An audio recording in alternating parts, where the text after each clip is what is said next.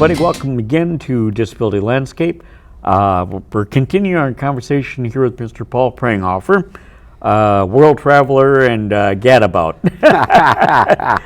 And we want to talk this time, well, let's remind our viewers the places you've been and the reason you go. And then we're going to talk about how dealing with some of these kids has affected you and maybe even changed their lives to the better. Yes. So let's first go into the places you've been. Okay. I've been to Slovakia in Eastern Europe 5 times. I've been to the country of Haiti 10 times and the country of Liberia twice. And this has all been over about the last 25 years. Okay.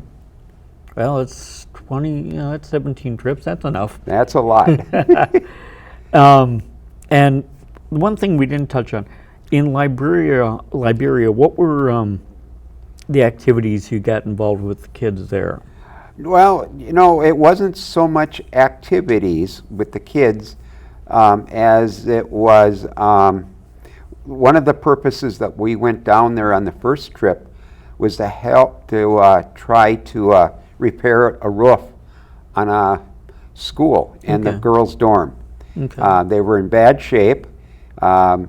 We raised enough money that all the materials got paid for. Okay. And the plan was initially for our team to actually tear off the old roof and put the new roofs on those 2 buildings. Okay. Well, our team got up, looked at the roof, and the next thing we know, we were hiring the locals to do it. It would have been way too dangerous. Well, okay. So that was the biggest reason we went the Okay. the first time I went to Liberia. It was also to reconnect with these folks. About 2 years before I went to Liberia the first time, the couple I talked about earlier that go to our church got a frantic phone call from the head of this Mission of Hope. Okay. They were literally starving to death. They had no money to buy food. Oh my. And they had called Prince and Agnes to see if there was any way that they could send some money so they could buy food. Well, they went. Prince and Agnes went to our church, Open Door, and Open Door helped provide money to for them to start buying food, so that they would be able to eat. Right now, the people that live there, they get 2 meals a day. Okay. And some of the food actually comes from a local nonprofit here called, I'm not going to come up with the name, Feed My Starving Children. Oh yes. Yeah, Very, so they do get some familiar. food from them. And so that first trip that the people went down to Liberia, I didn't go on the first trip because I didn't know what it was going to be like or accessibility or whatever. Sure. And my friend Paul did go on that trip, and he came back and said, Paul, it's possible, but it will be challenging. And I decided to give it a shot, and I'm really glad I did. Okay. And so the first time you there, they were there to try and do the roof. Yes. So you were brought in as the foreman? No, I stayed away from it. I don't know anything about construction. What I got to do that first trip is there's also a school there that some of the local kids that live in that area come to that school. Okay. And they had me take a day, and I went and talked to every classroom at the school. Wow. And demonstrated how I could do things with my feet. And one of the things that they all loved is I'm able to hold a Frisbee in my toes and throw it. And they thought that was the greatest thing in the world, to be able to see me throw a Frisbee and throw it back to them. And so part of my purpose there was to try to help educate the kids in the school that just because you have a disability doesn't mean you don't have any skills or anything to offer. Okay. Okay. Now, we've had added in the library information. Through your 17 trips, you've had to have connected with children in these different locales. what kind of just stories or outcomes did you have from those? Okay. Well, I think I'm going to talk about Haiti first because Okay. there's some real emotional connections there for me. Okay. I got to know the 4 or 5 oldest boys at the Mafia Chef House really well, and we really connected. And even though we couldn't talk, and one of my favorite people was Junior. Junior was one of the oldest boys. He had severe CP, but he could walk, and his hands were not very functional. Okay. Well, all Junior ever wanted to do in his life, he wanted to go to school. Sure. And they wouldn't let him go to school because he couldn't write. And one of the trips, he saw me using my left foot and writing. And the next time I went back, he was so excited when I got there. The first thing he did is he wanted me to follow him, and so I did. And we went into a kitchen area, Okay. and he sat down with a piece of paper on the floor and showed me how he had taught himself how to write with his foot. And because of that, he got to go to school. Oh, that's amazing. Yep. Okay, that is very cool. One of my hardest experiences in Haiti happened at the Mother Teresa Hospital. Okay. The hospital was very devastated by the earthquake, the old buildings, so they built a brand new facility, and it was all on one floor, which meant I could go anywhere I wanted to in the facility. As opposed to the previous one with all the stairs. Yes, and Okay. so one, I don't know how, me and one of our team members, one day we decided, you know what, when we go today, let's see who can change a diaper on a baby with their feet. Well, I can tell you, getting the diaper off was really easy. Putting a new one on? Almost impossible. I didn't realize how much they wiggle around. But Yeah, they seldom lie still. that's correct. I think my most meaningful experience also happened at the Mother Teresa's Hospital. Okay. I think it was trip 9 when I was there. We were at the Mother Teresa's Hospital, and this little baby got brought in.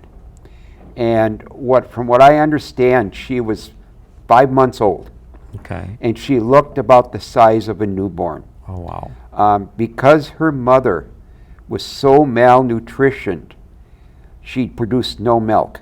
So she couldn't feed her own baby. She couldn't even feed her own baby. And they brought the baby in, and she was just tiny, and just when she cried, it was like, oh my gosh, it was just this little squeak. Oh, man. And the sisters were able to get an IV in her to try to start giving her fluids to see if they could stabilize her. And it was so cool because they had her sitting in a little bassinet that was set up a little ways, and I sat there and thought, now what can I do for her? And I was able to get my left foot up by that bassinet, and I rocked her for 2.5 hours. Oh, wow. Back and forth, just really, really, really gently. And just to help calm her? Yep. And I was really wondering what was going to happen with her. And we went back the next day, and I found out that she passed Oh, that's so... 10 minutes after we left. Oh, It was time for us to leave, and I just felt bad that, why couldn't I have been there for her when she passed? yeah. And yet somebody else pointed out to me from our group, said, but you might have, just by rocking her for those 2.5 hours, you may have brought some joy to her in her last minutes on earth. That's probably the most impactful thing that ever happened to me in Haiti. It has left, it still affects me today when I think about it. Normally, Charlie, at this point, my glasses are off and I'm bawling like a kid. Well, But, I'm getting a little misted over here, so... But with some of the kids back at the Mafi B'Shev house, Junior and I became very good friends. Every time I would go there, when he knew I was coming, he'd be waiting for me to get there. Oh, that's very cool. And as time went on, the last few trips that I went to Haiti, their airport got improved after the earthquake. And they actually had jetways now to get onto the plane, so I didn't have to go up and down the steps anymore. That's a big plus. Yeah. But Haiti's still in my heart. I really feel bad about the situation there now. Some of the kids that I knew from the Mafi B'Shev house aren't there anymore because their parents came and got them because Port-au-Prince got so dangerous to be in. Right now we're up to about 35 kids. I think they're down to about 20 right now. Okay. And Junior's mom and dad came and got him to take him back up to the village where he lived. Okay. So unfortunately, you probably don't know what his situation is these days. Yeah, I don't, because I don't have a good way to know what's going on down there anymore. Right. When Dio and Leonette were down there, you'd always could email Dio or text them, and they would always get back to you and tell you what was going on. Okay. Pastor Dio has lived up in Atlanta now for the last 2.5 years because it's so dangerous In Port-au-Prince. Port-au-Prince. Okay. The gangs actually put a bounty out on his head. Oh, that's unfortunate. Yeah.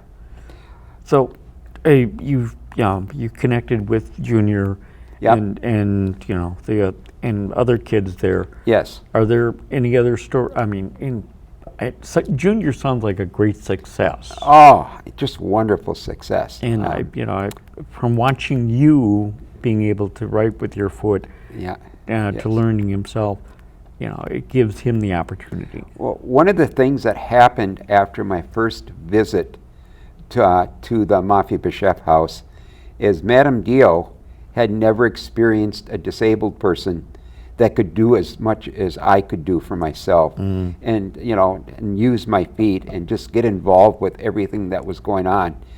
And after my first visit there, I guess what I was told is Madame Dio started making the other kids try to be more independent and do things for themselves instead of depending on staff to do everything for them.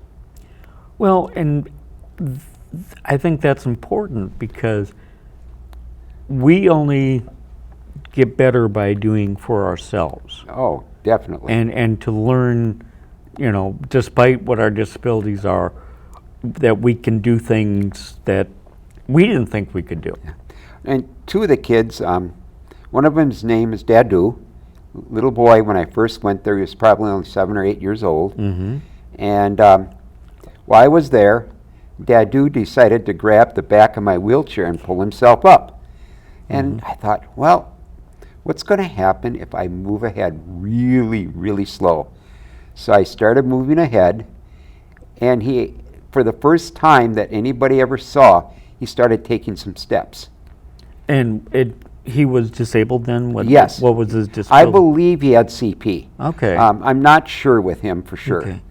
And the next time I went, he was walking around without holding on to anything or having to have any help.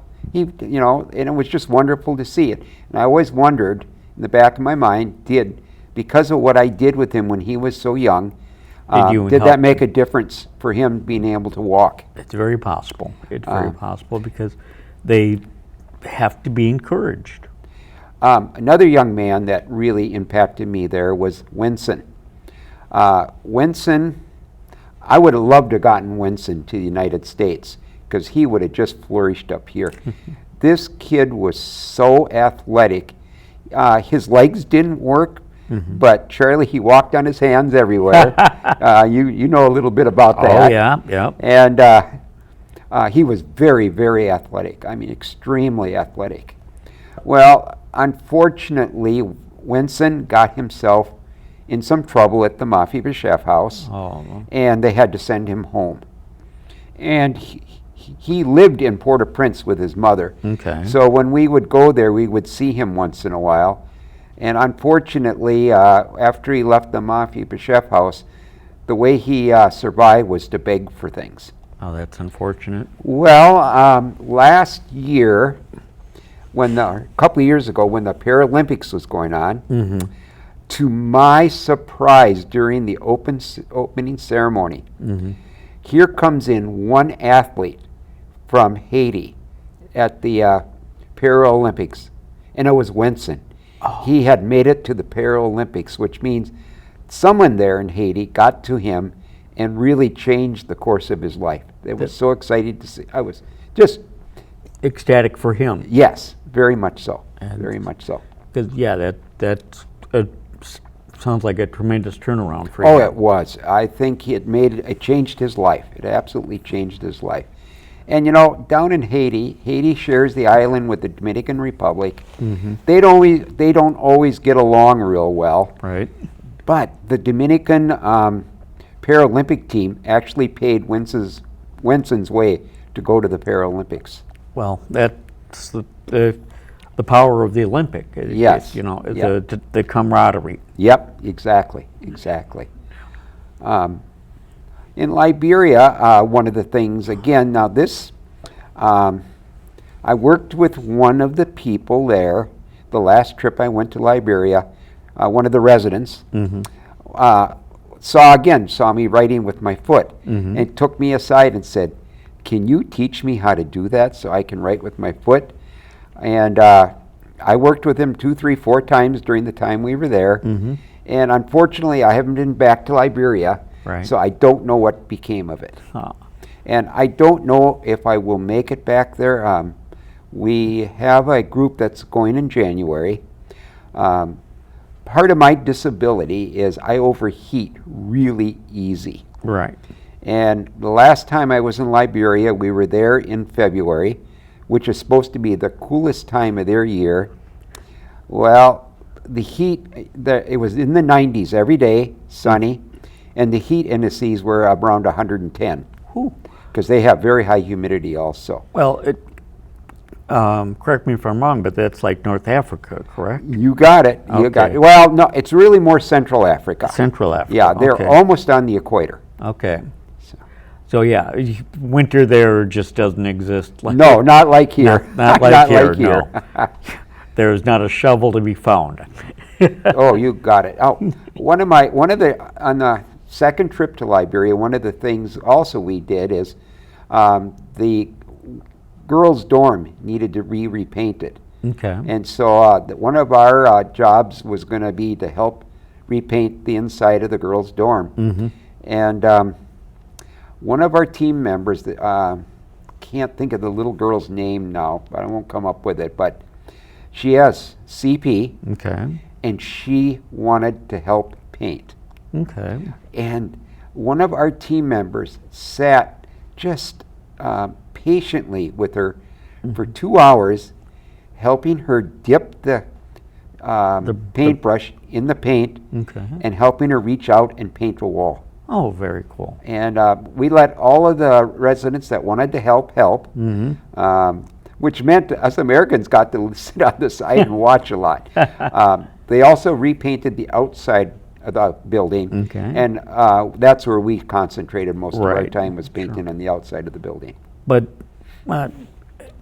Oh, the I little suppose girl's for name, her- Yep. girl's name is Angel. Angel. Yes. And she probably got a sense of fulfillment from being able Oh, to help. yes. She was so proud. The smile on her face just made it worth so while. That is cool.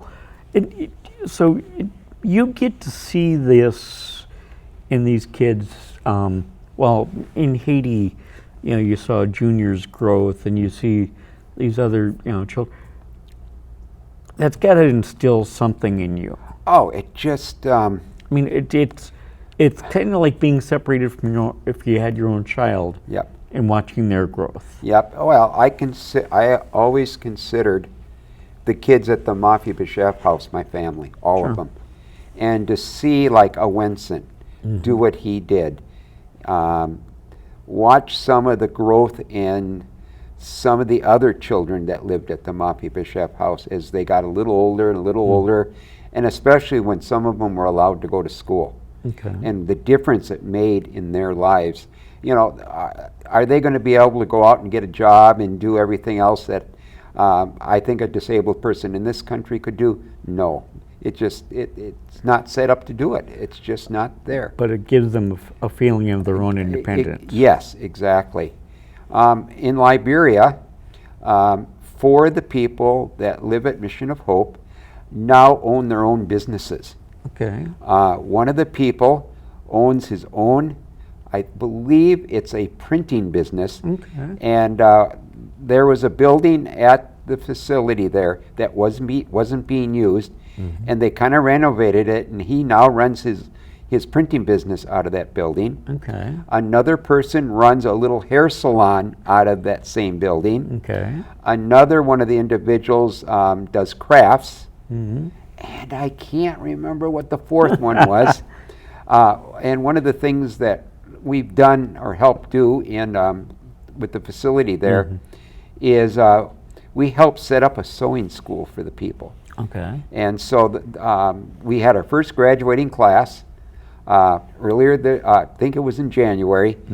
They went for a year and learned how to sew, and with the idea that they could make some of their own clothes then, Sure.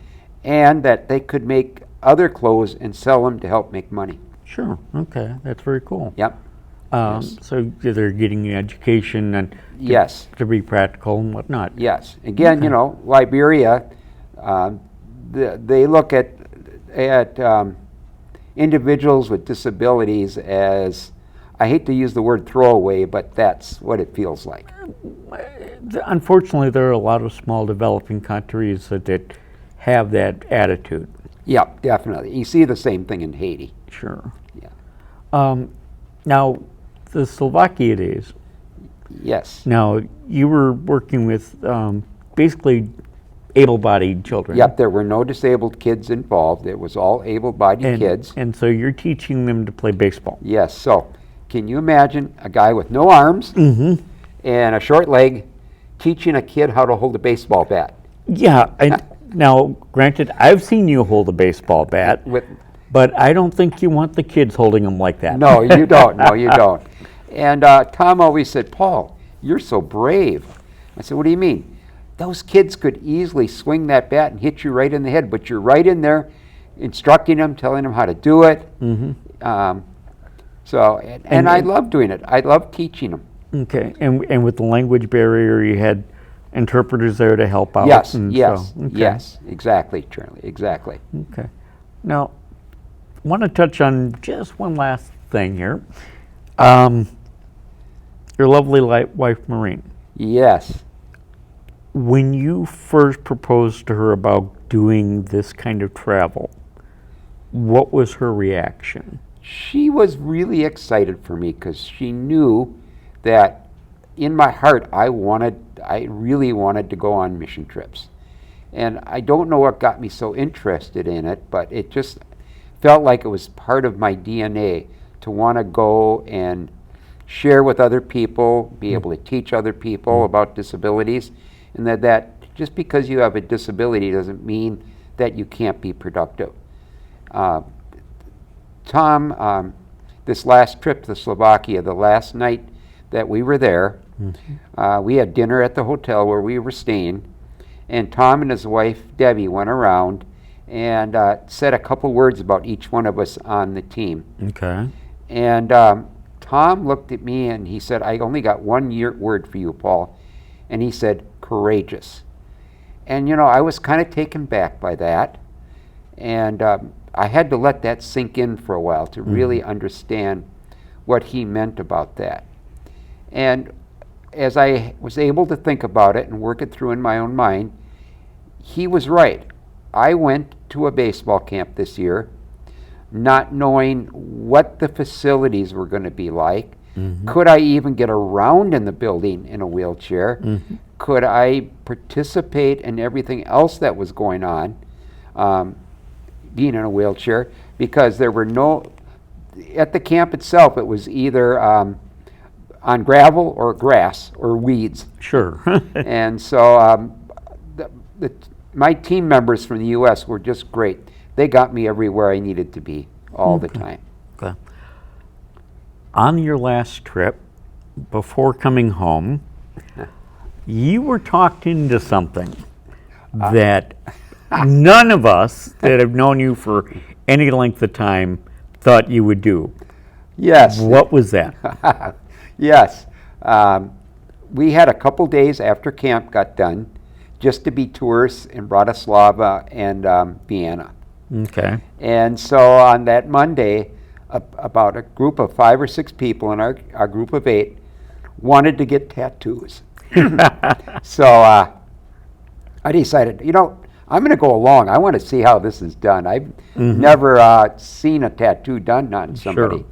And so I went with the group, and I was expecting we were going to go down this dark alley and go into this dingily lit building that was dirty and whatever. But we got to the place, and to my surprise, the gentleman that owns it and is the tattoo artist has won awards all over the world. Okay. He is renowned. He's renowned for doing tattoos. Okay. So I watched people do their tattoos. They were kind of needling me, Paul, you should get one. You should get one. And I kind of, nah. And the way I put it, Charlie, is God kind of slapped me upside the head and said, you're going to get a tattoo. And this is exactly what it's going to say. And what my tattoo said is, because Jesus, you are the voice of truth. And it's from a song by a group called Casting Crowns. It's the last line of the song that has been my kind of go-to song and my support song all my life. Okay. So now right over my heart, that's what it says. Yeah. No, when you told us, we were all quite surprised, but Well, given the meaning of it, it fits you to a T. So Maureen, I texted Maureen and said, well, we went to a tattoo parlor today, and I got to watch all these people get tattoos. And within 5 minutes, I got a text back. You got one, didn't you?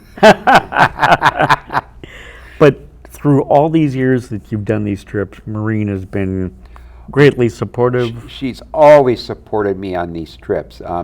It's become more challenging for the two of us when I go on the trips. Right. When I went in the early days, Maureen could be at home alone for a week or so, and there wouldn't be any issues. Right. Now, we always try to find people to stay with her while I'm gone, so in case she has any problems that she can't handle, they can help out with. Okay. I got to say thank you once again. The stories are great. It sounds like you've touched a lot of kids in your travels. And the last question, how much longer will you do it? Wow, that's a really good question. When Slovakia happened, it wasn't even on my radar screen to go do that this year. Okay. I'm going to be 70 in October, and things aren't as easy to do as they used to be. Sure. But I'll see what God has to say about it. If He says He wants me to go again somewhere, I'll go. Sounds like a plan. This is Charlie Bros with Mr. Paul Pranghofer. You've been watching Disability Landscape. We'll see you next time.